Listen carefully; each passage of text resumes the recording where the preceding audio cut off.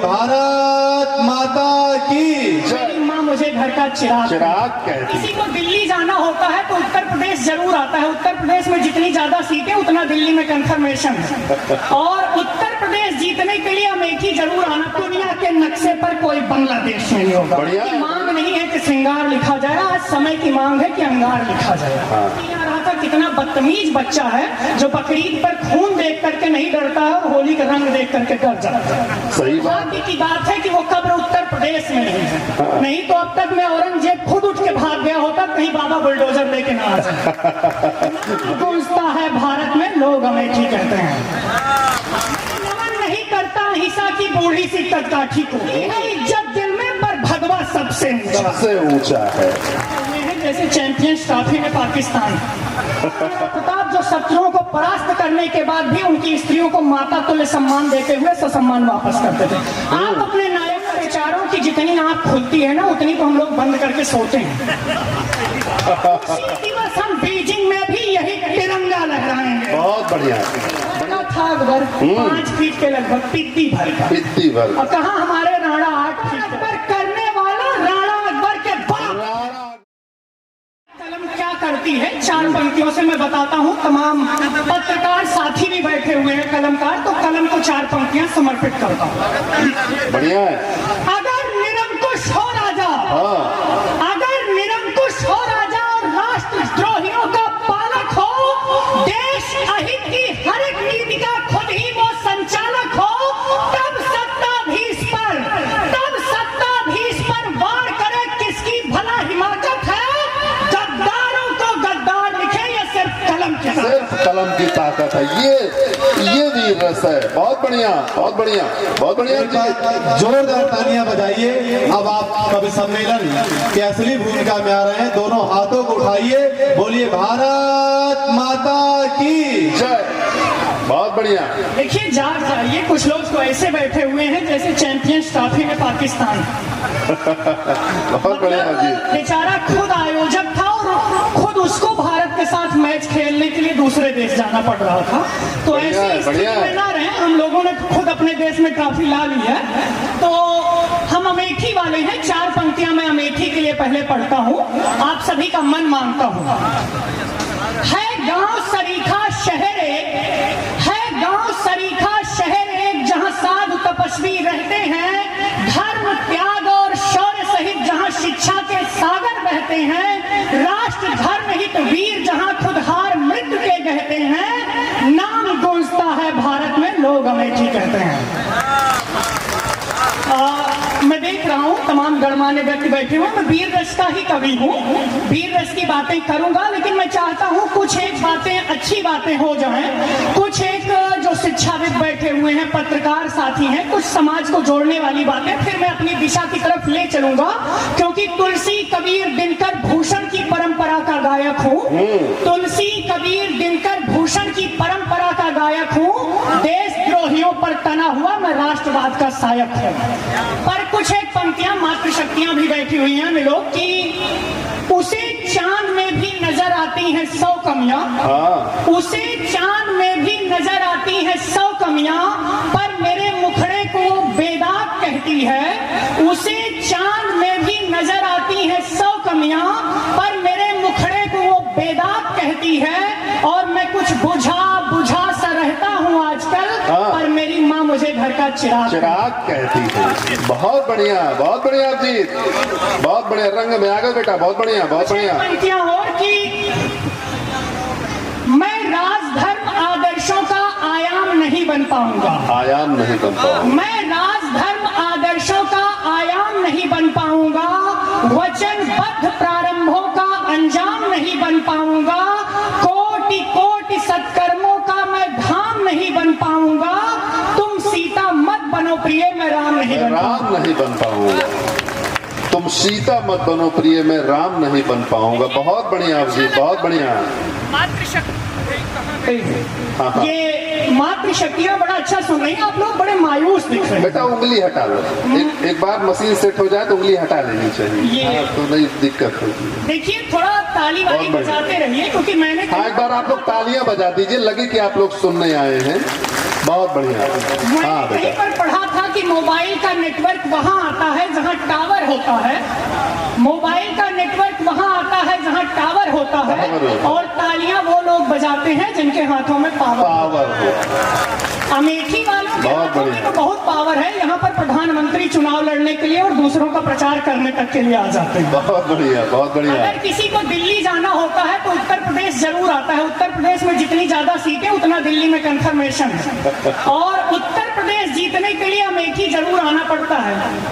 तो अमेठी वाले बहुत पावरफुल हैं, वो पावर आप दिखाते रहे, ऐसे सो मत जाइए आप लोग। कुछ एक पंक्तियां और कि देखिए, मैं अब अपनी विधा की तरफ ही ले चलता हूँ, सीधा वीर रस से जोड़ता हूँ। ये ज्ञानवान की बातें मुझे भी समझ नहीं आती है ना, आप लोगों को मैं समझाने आया हूँ। हाँ, बहुत बढ़िया। अभी हम लोगों ने चंद्रयान मिशन भेजा था, हमने चांद के छाती पर अपना राष्ट्रीय ध्वज गाड़ दिया। वहीं से 8 पंक्तियां पहले पढ़ता हूँ और आप सभी का मन मानता हूँ। चंदा को मामा कहना और कविता में उसको गाना, चंदा को मामा कहना और कविता में उसको गाना, उसकी सुंदरता से तुलना करके सबको सुघर बताना, ये सब बातें बीत गई, ये सब बातें बीत गई, वक्त नया अब आया है, आज चांद की छाती पर देखो भारत का झंडा लहराया है। बहुत बढ़िया, बहुत बढ़िया अभिजीत।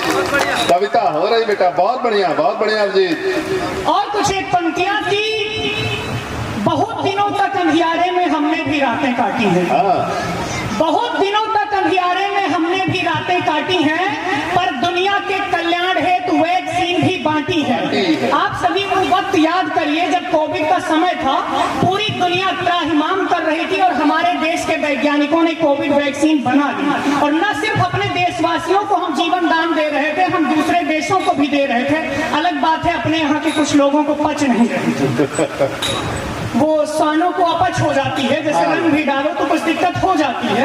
अब क्या किया जाए, उन्हीं के लिए यहाँ पर सरकारें हम लोग ऐसे बनाते रहते हैं। अभी देखिए बंगाल में बड़ी दिक्कतें चल रही हैं, तमाम लोग घर बार छोड़ करके भाग रहे हैं, और हमारे यहाँ का मुख्यमंत्री कह रहा है अगर मैं होता ना तो उल्टा टांग के सजा देता।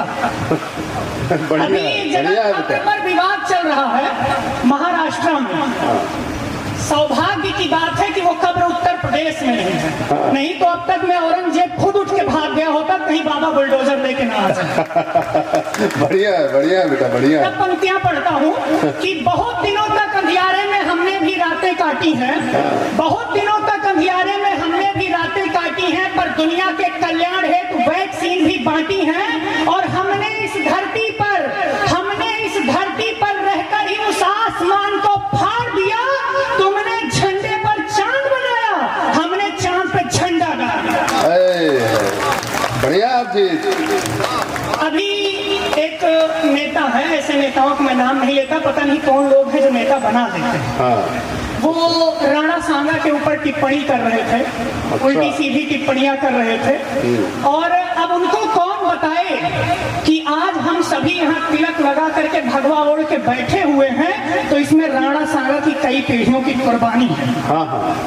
तो मैं पंक्तियां पढ़ता हूँ, 4 पंक्तियों से उनको जवाब देना चाहता हूँ कि राणा संग्राम सिंह कौन थे। कौन थे राणा सांगा? कि मेढक की टेंटे बने रहोगे, मेढक की टेंटे बने रहोगे, तूती ना बन पाओगे, मेढक की टेंटे बने रहोगे, तूती ना बन पाओगे, अंत सत्य बातों के दम पर कोई विभूति ना बन पाओगे, और सत्य सनातन जिंदा है, सत्य सनातन जिंदा है, खून और बलिदानों से 80 घाव झेलने वाले की तुम झूठी ना बन पाओगे। बहुत बढ़िया, बिल्कुल सही बात, बहुत बढ़िया अभिजीत, बहुत बढ़िया। और कुछ बढ़िया और कि हम सभी क्या चाहते हैं, अभी देख रहे हैं, मैं देखो ये श्रृंगार उंगार वाले पढ़ रहे थे मुझसे पहले, मुझसे बाद भी पढ़ेंगे। समय की मांग नहीं है कि श्रृंगार लिखा जाए, आज समय की मांग है कि अंगार लिखा जाए। अगर अंगार लिखा जाएगा तभी ये युवा रक्तों में जोश आएगा, ये जो छोड़ करके घर भागते हैं ये भगाना सीख जाएंगे। तब मैं पंक्तियां पढ़ता हूँ कि फिर जरासंध के हाथों में अबलाओं का केश नहीं होगा। अभी हम देख रहे हैं बांग्लादेश छोड़ो, वहां से तो बेचारे कुछ दिन पहले भाग के आ रहे थे, बंगाल से भागना पड़ रहा है। ये परिस्थिति आ गई है, ये कायरता। हम उन राणा प्रताप वीर शिवाजी के वंशज जो अकेले खड़े हो जाते थे तो हजारों की भीड़ कांपा करती थी, आज उनके वंशज अपना घर छोड़ करके भाग रहे हैं। तब पंक्तियां पढ़ता हूँ, फिर जरासंध के हाथों में अबलाओं का केश नहीं होगा, सना रक्त से भारत माता परिवेश नहीं होगा। और जिस दिन हमने शस्त्र उठाकर कूच कर दिया पूरब में, तब दुनिया के नक्शे पर कोई बांग्लादेश नहीं होगा। बढ़िया है, बढ़िया है, बढ़िया जी, बहुत बढ़िया। और कुछ एक पंक्तियां और मुक्तक की, अभी होली का त्योहार आया हुआ था, हम सभी खुशी खुशी एक दूसरे पर रंग डाल रहे थे। कुछ लोग थे, उनको रंगों से भी बड़ी दिक्कत थी, पता नहीं कैसे लोग हैं। वो कह रहे थे कि बच्चे डर जाते हैं रंग देख करके। समझ नहीं आ रहा था कितना बदतमीज बच्चा है जो बकरीद पर खून देख करके नहीं डरता है और होली का रंग देख करके डर जाता है। सही बात है, बहुत बढ़िया, बहुत बढ़िया। आप सभी किसी धर्म के हों, किसी जाति के हों, किसी पार्टी की व्यवस्था में, विचारधारा में विश्वास करते हो, परंतु ये हमेशा याद रखें कि आप अलग अलग झंडे कहीं पर भी थाम रहे हो, लेकिन जब सनातन की बात हो तो सब एक भगवा झंडे के नीचे आ जाओ। तब पंक्तियां पढ़ता हूं कि हम रंगों में कभी बटे ना, हम रंगों में कभी बटे ना, नहीं देश को बांटा है।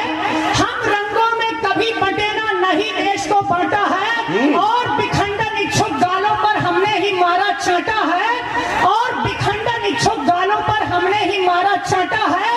हम सत्य सनातन के अनुयायी, हम सत्य सनातन के अनुयायी, अपना विश्व समूचा है। हर रंग की है इज्जत दिल में, हर रंग की है इज्जत दिल में, पर भगवा सबसे ऊंचा है। आप लोग अगर सहमत हुआ करें, असहमति की अलग बात है, लेकिन अगर पंक्तियों से सहमति हो तो अपनी उपस्थिति दर्ज कराते रहें, तालियों के साथ इन पंक्तियों का अनुमोदन करते रहें। ये देश की आवाज है, ये हमारे राष्ट्र की आवाज है, और उन वीर सपूतों के संकल्पों की आवाज है जो अभिजीत गा रहे हैं। आप लोग उसमें शरीक होते रहे। पढ़ो बेटा, पढ़ो, बहुत बढ़िया।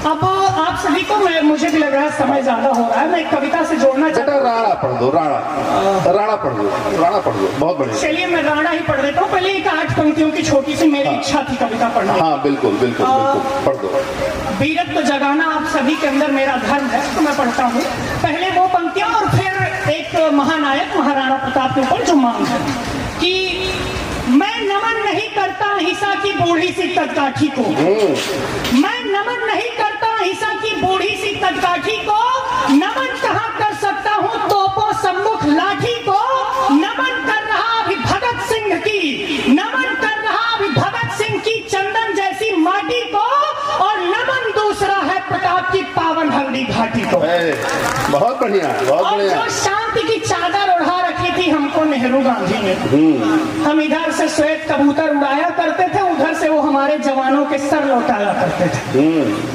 तब पंक्तियां पढ़ता हूं कि जो शांति की चादर ओढ़ा रखी थी हमको नेहरू गांधी ने, उड़ा दिया है उसको अभिजीत जोश जुनू की आंधी ने। अब देशद्रोहियों को ललकारो, अब देशद्रोहियों को ललकारो, या कि खुद को ही धिक्कारो, और जो भारत मुर्दाबाद बुलाए उसको घर में घुसकर मारो। बहुत बढ़िया, बहुत बढ़िया अभिजीत, बहुत बढ़िया। और जो नजर गड़ाए बैठे हैं, हाँ। जो नजर गड़ाए बैठे हैं अपने देश की अस्मत पर, चौराहों पर इतना मारो रोए अपनी किस्मत पर। और जिस दिन से एक सिर के बदले हम भी काट के 10 सिर लाएंगे, जिस दिन से एक सिर के बदले हम भी काट के 10 सिर लाएंगे, उसी दिवस से पाक नहीं चीनी भी हमसे थर्राएंगे। और बहुत बढ़िया। एक टाइम था जब वो चीन की फौजें हमारे सीमा में घुस आया करती थी, और हमारे यहाँ के सैनिक कहा करते थे भाई वापस लौट जाओ, वापस लौट जाओ। वो कहते हमारा है। आज एक टाइम है कि डोकलाम में वो बगल में खड़े हुए थे, जिस तरह से मारा है ना गिरा गिरा के, तो वो पीढ़ियां याद रखेंगे, गिरा गिरा के। और देखिए चीन वालों से पता नहीं, समझ नहीं आता क्या परिस्थितियां रही कि कैसे क्या युद्ध होते रहे, क्यों हम डरते रहे। उन बेचारों की जितनी आंख खुलती है ना, उतनी तो हम लोग बंद करके सोते हैं। बहुत बढ़िया, बढ़िया है, बढ़िया। डोकलाम में जब विवाद हो रहा था, मैंने वीडियो फुटेज देखे, वो बेचारे हमारे सैनिकों से लड़ने के लिए कूद रहे थे, वो छाती तक नहीं पहुंच रहे थे। मतलब एक थप्पड़ में जो जमीन चाट ले वो हमसे आंख दिखाने आए। बढ़िया। तो क्या पढ़ता हूँ कि सीमा पार अगर अब चीनी फौजें, सीमा पार अगर अब चीनी